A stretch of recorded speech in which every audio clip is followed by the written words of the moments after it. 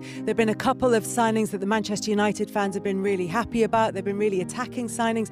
They're looking for goals. That was an issue last season. Have they got enough now in the squad to really improve from last season, and how far can it take them? Yeah, I was thinking that before about Ekitike. We shouldn't take for granted what he's done in this last couple of weeks, that kid. He's 22 when we say that people need time to settle in.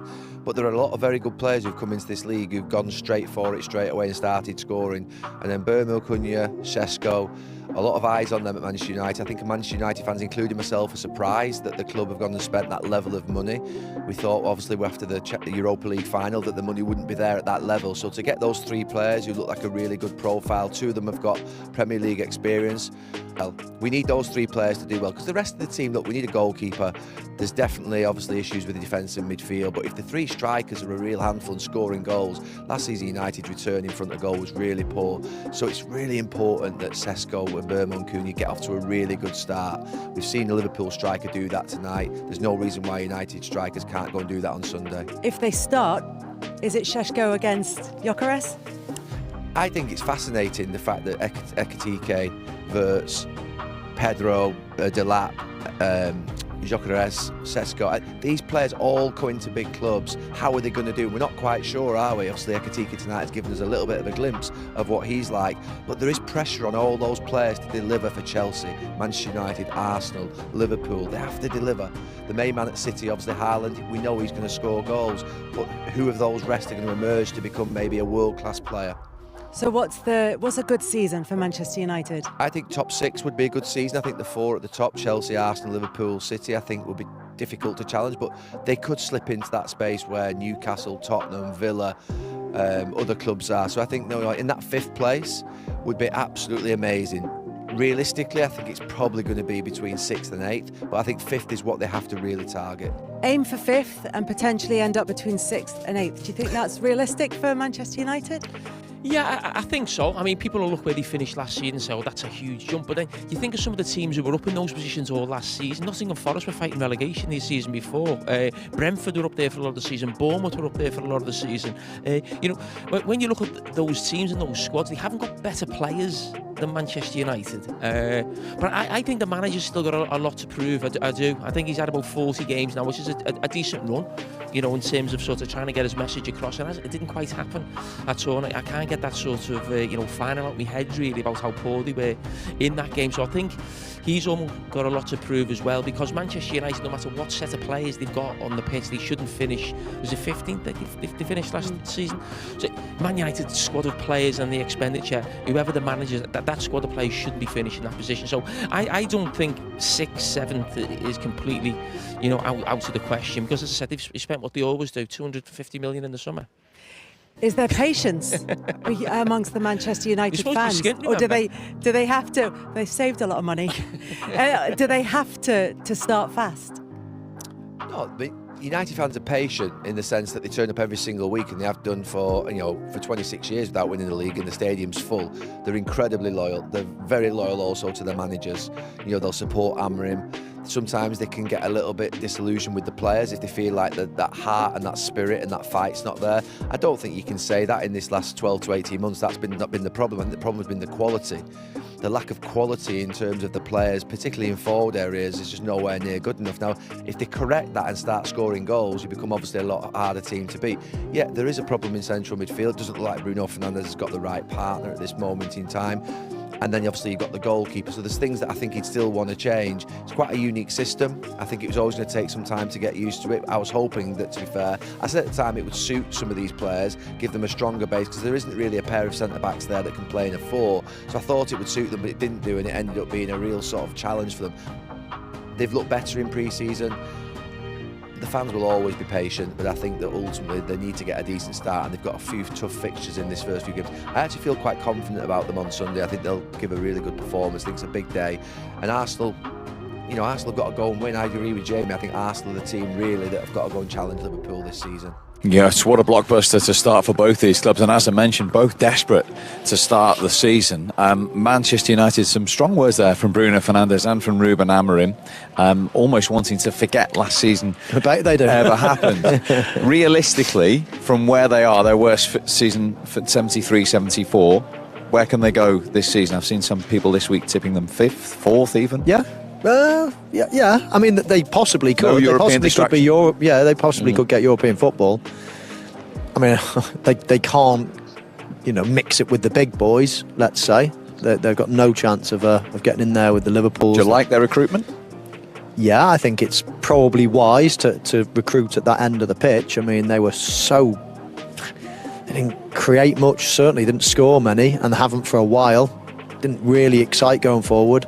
And they've got numbers in midfield and at the back for that matter. So I think if they were going to invest, then I think it was the right area to do. Yeah, and it is. It's a total change, isn't it? Total sea change in terms of the players. I like Cunha. I think he's very, very good. I have a couple of little question marks. That type of player caused a little bit of trouble at Wolves.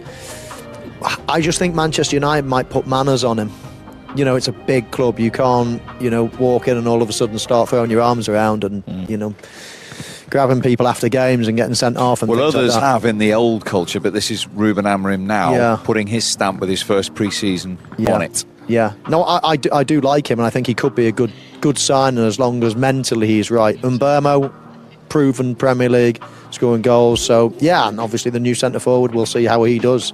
He's quite new to it. But, yeah, I like what I've seen. I mean, they simply cannot be as bad as they were, can they? So it's just how high they can climb. And if they can get a 6th or a 7th place in the league, then that's good progress, and then they can build from there. We watched them in the summer series. What do you think? I think 6th or 7th. I think that's realistic. In the middle of the area, in the middle of the pitch. They've got bodies there. I think the recruitment in the summer's been good. Cunha, like Cunha. I think in terms of his temperament, I think he would understand that. This is a massive football club. From where we come from, it's a massive opportunity, a privilege to play for Man United. And Mbeumo, I was lucky enough, I went into Brentford last season, so I saw him, spoke to him, good professional, wants to learn, spends a lot of time doing a lot of finishing, wants to score goals. So 2 good signings, and I just felt like they needed that, because I felt there was too many occasions last season where, over the years we're so used to seeing Man United score a lot of goals, and all of a sudden, went for a team that, didn't even look like scoring. So the fact that they've brought in these 2 players, that can make the difference at the top end of the pitch was 2 big signings. Now, on the subject of big signings and centre forwards, Gyokeres in from Sporting Lisbon for Arsenal. Is that the missing link? They certainly hope it is. Is it as simple as that for Arsenal, do you think, Maka? Well, that is the million-dollar question, isn't it? Is he going to be good enough to drive Arsenal forward to the Premier League? He was at Coventry before he went to Sporting. He did excel at Sporting. You almost felt that Gyokeres wasn't the player they wanted in that number 9 area. It was somebody else, I thought. They eventually brought Gyokeres in. Time will tell. Time will tell. I think the recruitment around, Zubamendi, Madueke, Norgard, they're the type of players that I thought have bolstered the squad. Gyokeres should score goals because Arsenal create lots of chances. Is he going to be good enough individually? We saw Ekitike tonight. He looks like a really good player already. Is he going to be that link-up play?